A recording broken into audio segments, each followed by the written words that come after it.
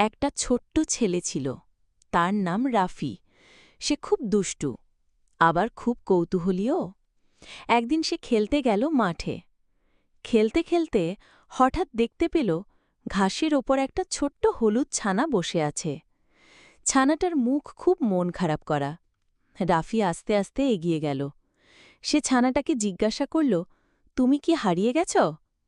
ছানাটা কেঁ কেঁ করে মাথা নাড়ল।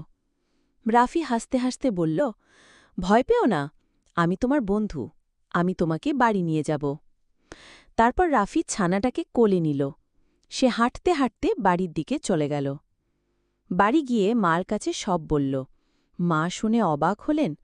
তারপর হেসে বললেন, তাহলে আমাদের নতুন বন্ধু হয়েছে? তারপর থেকে রাফি আর ছানাটা মিলে খুব মজা করে খেলতে লাগল। রাফি বুঝতে পারল, বন্ধু মানে শুধু মানুষ না, পশু পাখিও আমাদের